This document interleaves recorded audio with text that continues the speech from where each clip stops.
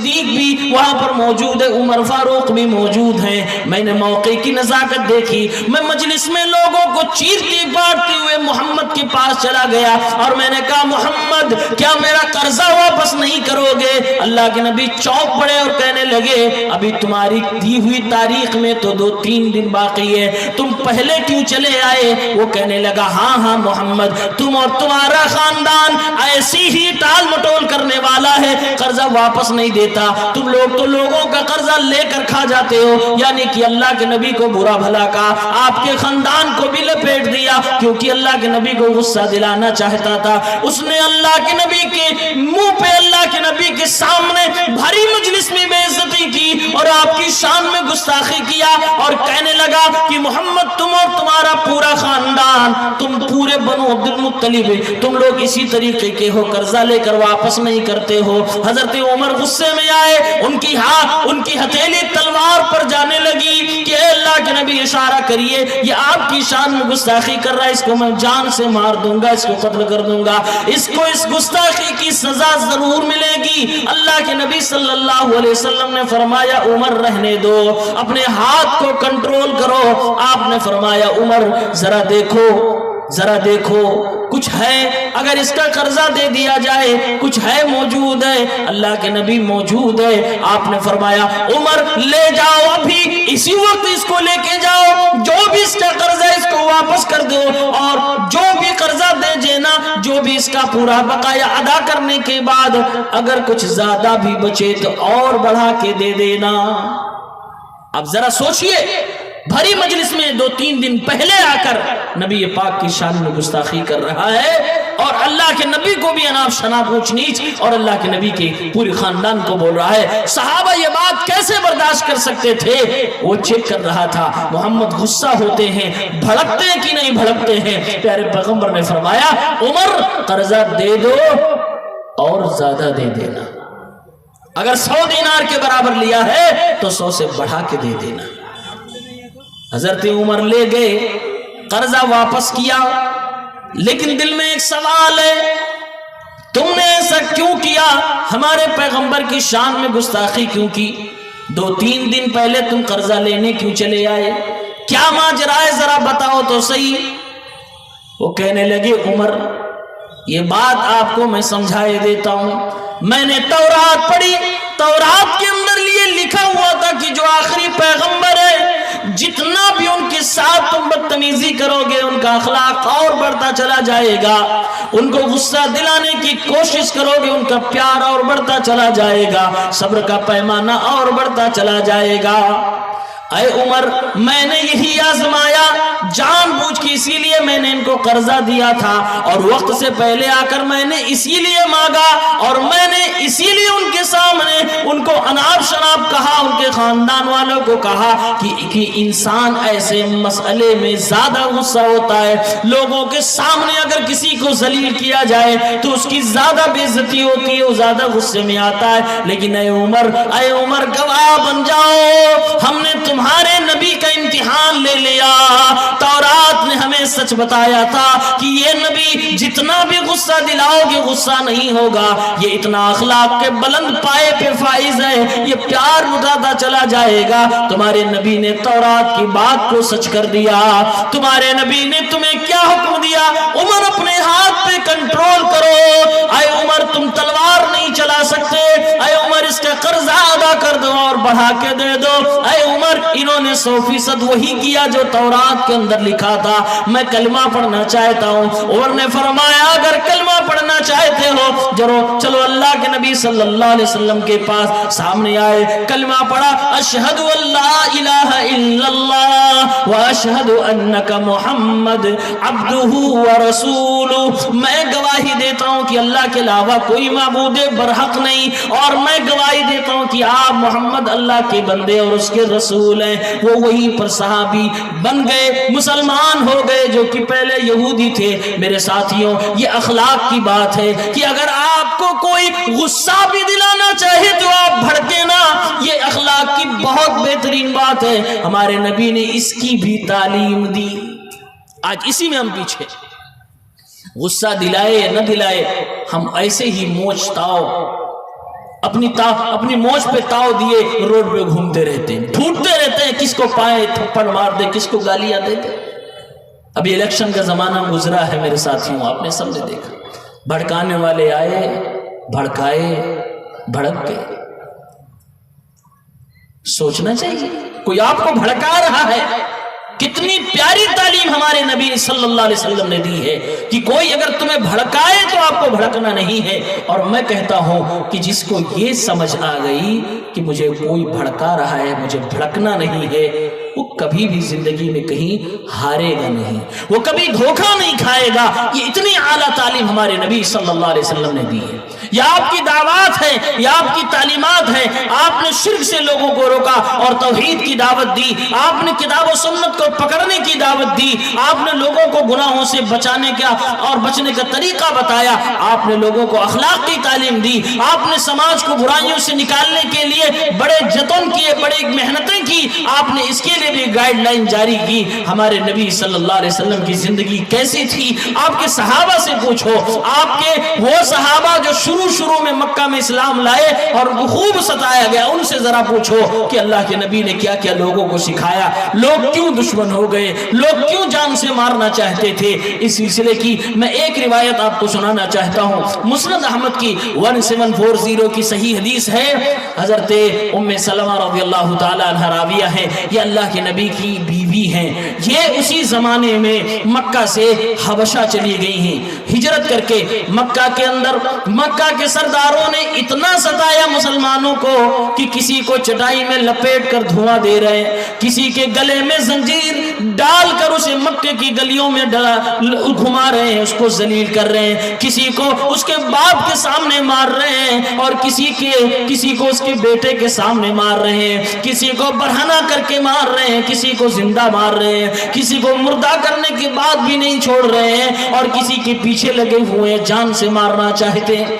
अल्लाह के नबी के सामने सहाबा ने कंडीशन बयान की, अल्लाह के नबी हम क्या करें, आज मक्का वाले हमें इतना सता रहे हैं। प्यारे पैगंबर ने फरमाया, जो लोग मक्का छोड़कर अपने दीन की हिफाजत के लिए हबशा जाना चाहते हैं चले जाएं। वहां पर एक नसरानी बादशाह रहता है, वो नसरानी बादशाह बड़ा अच्छा बादशाह है, वो गर्चे हमारे और तुम्हारे दीन का नहीं है लेकिन इंसाफ पसंद है। मेरे साथियों सुनना, बड़ी इबरत की बातें इसके अंदर आपको मिलेगी। अल्लाह के नबी ने फरमाया, है तो ईसाई लेकिन मुसलमानों पर जुल्म नहीं करेगा, वहां जाना चाहो चले जाओ। चले गए। मक्का से मुसलमान कमजोर निकले और हबशा पहुंच गए। कुछ दिनों के बाद मक्का वालों को मालूम हुआ कि मक्का से कुछ नौजवान और कुछ औरतें, कुछ बुजुर्ग, ये बूढ़े मुसलमान, कमजोर मुसलमान चले गए और मक्का में रहने लगे, हबशा में चले गए। मक्का वालों ने पूरी प्लानिंग की।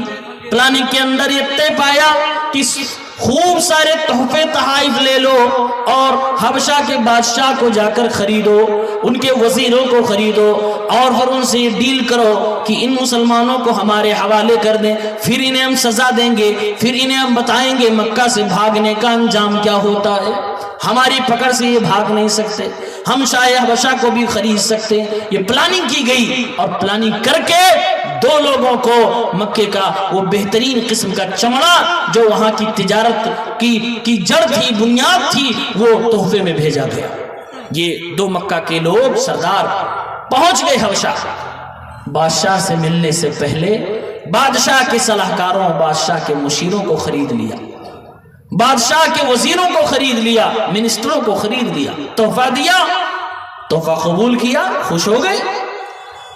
अच्छा, बगैर बताए, बगैर किसी जान पहचान के अगर कोई आपको तोहफा दे तो चौकन्ना हो जाना चाहिए।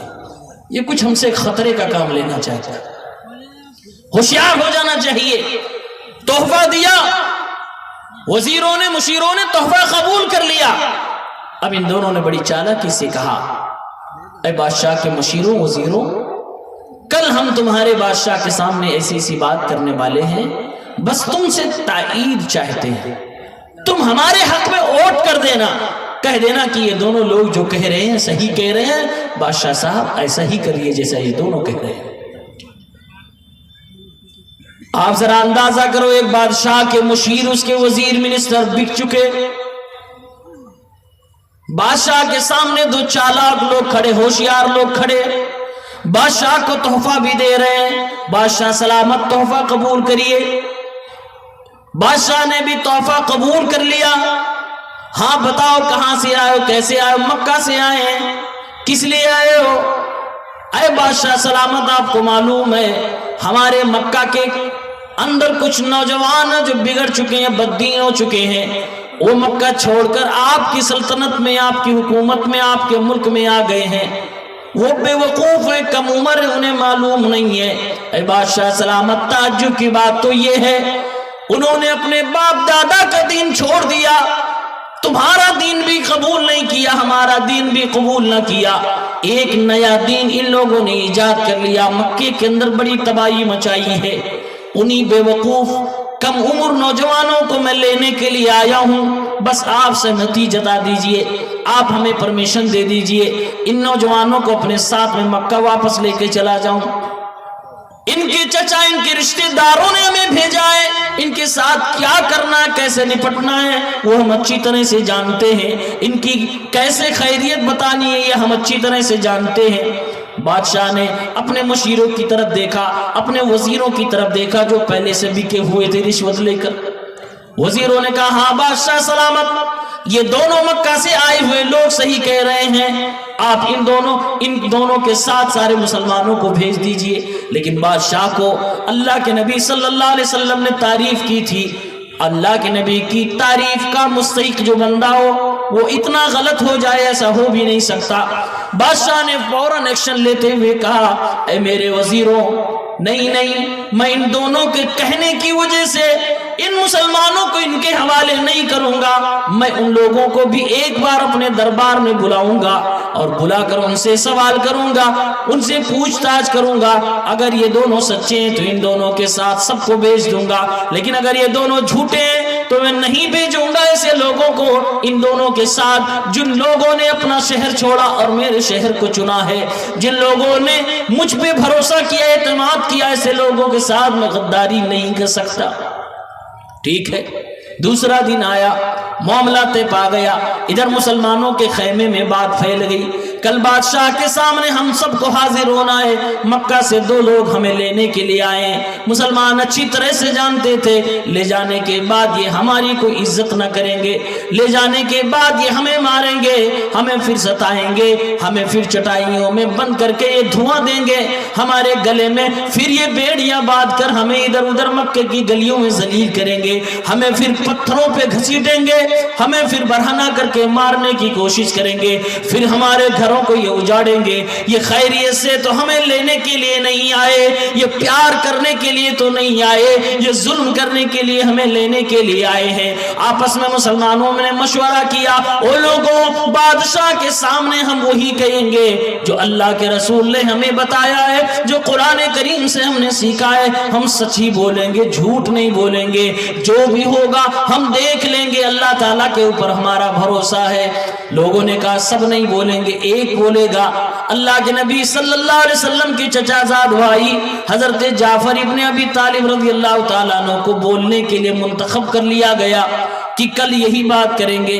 بادشاہ کا پورا تخت سجا ہوا ہے، بادشاہ نے اپنے سماج کے، اپنے ملک کے تمام دھرم گروؤں کو بھی بلا لیا، کہا دھارمک کتابیں لے کر آؤ اور میرے سامنے لے کر بیٹھ جاؤ، اپنے سارے وزیروں کو بھی بلا لیا اور خود بادشاہ اپنی کرسی پہ براجمان ہو گیا۔ سامنے مسلمان کھڑے ہیں، ادھر مکہ سے آئے ہوئے دو لوگ جنہوں نے منسٹروں کو خرید رکھا ہے، بادشاہ کو بھی تحفہ اور ہدیہ دے کر اپنے پیور میں کرنے کی کوشش کر رکھی ہے۔ بادشاہ نے پوچھا اے مسلمانوں ذرا بتاؤ، جو تمہارے درمیان اپنے آپ کو نبی کہتا ہے وہ اپنے آپ کو نبی کہتا ہے تو کیوں کہتا ہے، کیا کہتا ہے، کون سی اس کی تعلیمات ہیں، اور یہ دو لوگ تمہیں لینے کے لیے آئے ہیں، کیا تم ان کے ساتھ جانا چاہو گے؟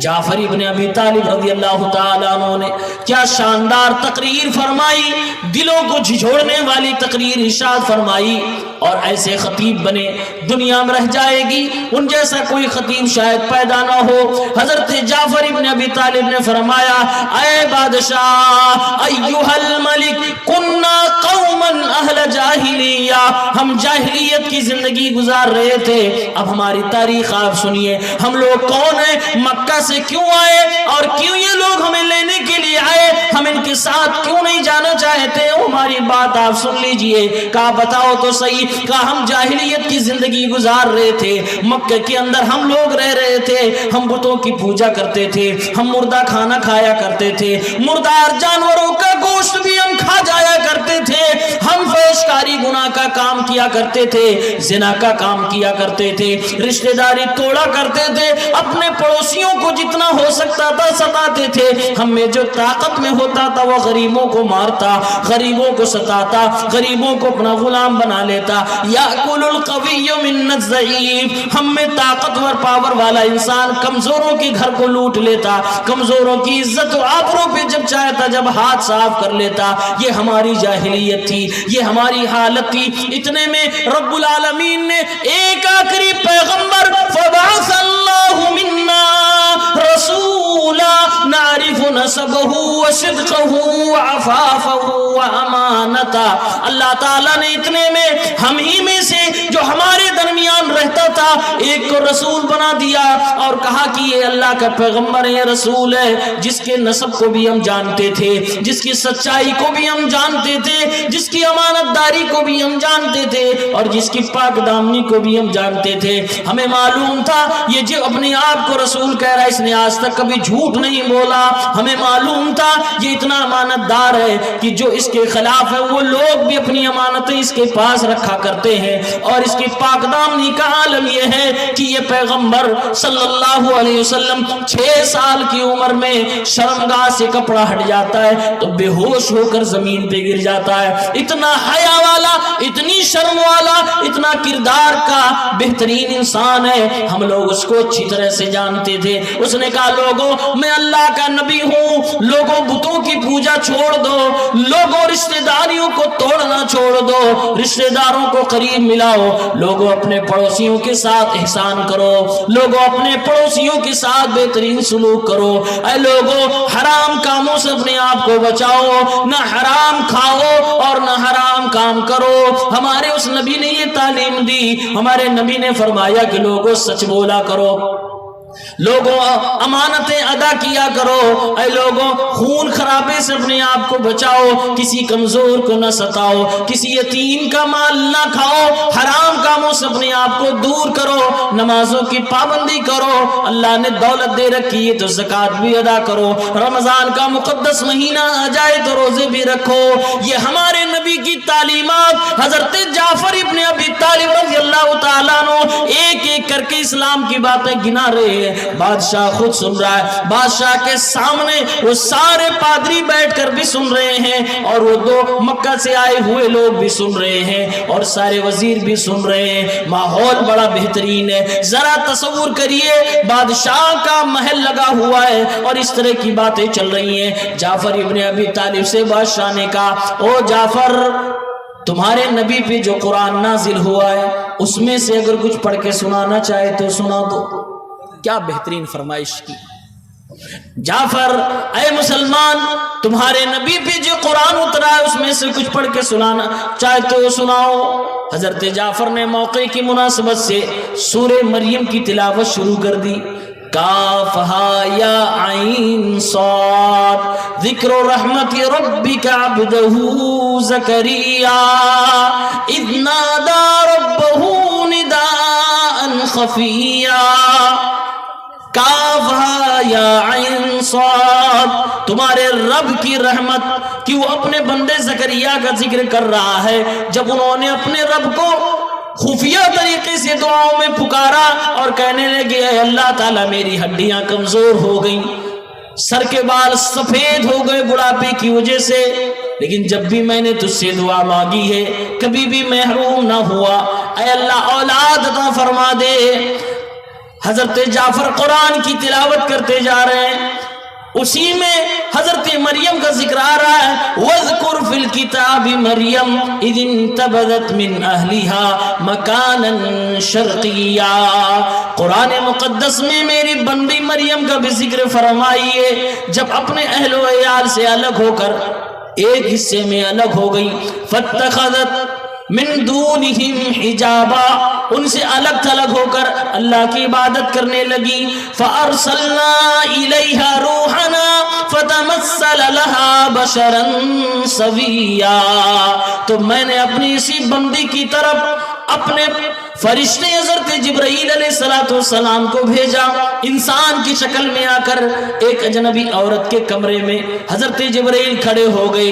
حضرت مریم نے جب ایک اجنبی مرد کو اپنے کمرے میں دیکھا کہنے لگی قالت انی اعوذ بالرحمن منک ان کنت تقیا، اگر تمہیں اللہ کا خوف ہے تو میرے کمرے سے دور ہو جاؤ، میں اللہ کی پناہ چاہتا ہوں، میں چاہتی ہوں اللہ کی پناہ چاہتی ہوں، میری نظروں سے دور ہو جاؤ۔ جبرائیل علیہ السلام ایک انسان کی شکل میں حضرت مریم کے کمرے میں آئے تھے، اس زمانے کی خاتون جو کہ کنواری بھی ہیں، شرم و حیا والی ہیں، لیکن کسی اجنبی مرد کو اپنے کمرے میں برداشت نہیں کر رہی ہیں۔ حضرت جبرائیل نے معاملات کی سنگینی کو دیکھا اور کہنے لگے قال انما انا رسول ربک، اے اللہ کی بندی گھبرا نہیں، میں اللہ رب العالمین کا فرشتہ ہوں، میں زمین پہ اس لیے آیا ہوں لِأَهْبَ لَكِ غُلَامًا زَكِيًّا، تاکہ تجھے میں ایک غلام کی بشارت دے دوں، اللہ تعالیٰ تجھے بیٹا دینا چاہتا ہے۔ حضرت مریم نے جب یہ سنا کہ اللہ کا فرشتہ ہے اور مجھے ایک بیٹے کی بشارت سنانے آیا ہے، گھبرا گئی کہ ابھی تو میری شادی بھی نہیں ہوئی، کہنے لگی قالت انا یکون لی غلام ولم یمسسنی بشر ولم اکو بغیا، مجھ سے اولاد کیسے ہو سکتی ہے، میں ماں کیسے بن سکتی ہوں جبکہ آج تک مجھے کسی مرد نے چھوا بھی نہیں ہے اور نہ میں کوئی بدچلن عورت ہوں۔ فرشتے نے کہا اللہ تعالیٰ اسی طرح سے تمہیں اولاد دینا چاہتا ہے اور یہ اللہ کے لیے بڑا آسان ہے، اللہ تعالیٰ لوگوں کے لیے علامت اور نشانی بنانا چاہتا ہے تمہارے بیٹے کو۔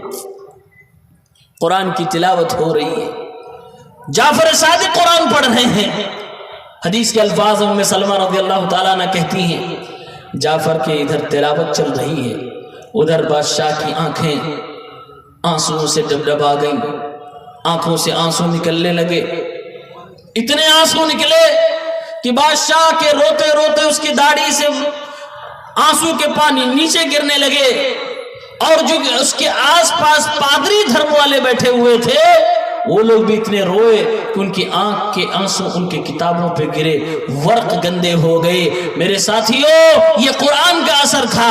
بادشاہ نے کہا وہ لوگوں سنو سنو، یہ جو جعفر نے سنایا ہے اور جو موسیٰ کے پاس آیا تھا وہ دونوں ایک ہی مشکات سے آیا ہے، ایک ہی جگہ سے آیا ہے، دونوں کا بھیجنے والا ایک ہی ہے، یعنی کہ دونوں کا بھیجنے والا اللہ رب العالمین ہے۔ گویا کہ اس بادشاہ نے ایک طرح سے تصدیق کر دی، اور اس کے بعد حضرت جعفر نے کہا کہ صاحب بادشاہ سلامت، یہ ہماری مکے کی زندگی ہے، ہمارے پیغمبر نے جب ایسا کہا اور یہ تعلیمات دی تو یہی لوگ دشمن ہو گئے، اور ہمیں لوگوں کو جو ہم نے اپنے نبی کی بات کو تسلیم کیا مارنے لگے، ہمیں ستانے لگے، ہمیں ڈھونڈ ڈھونڈ کر تلاش کر مارنے لگے۔ تو ہمارے نبی نے کہا اجازت ہے تم حبشہ جانا چاہو چلے جاؤ، وہاں ایک بادشاہ ہے جو لوگوں کو امن سے سکون سے رہنے دیتا ہے، جو انصاف پسند ہے، جو کسی طرح کی ظلم و زیادتی نہیں کرتا، اسی لیے ہم آپ کے ملک میں آئے ہیں اور ہمیں امید ہے کہ آپ ہمارے اوپر کسی طرح کی ظلم و زیادتی نہیں کرو گے۔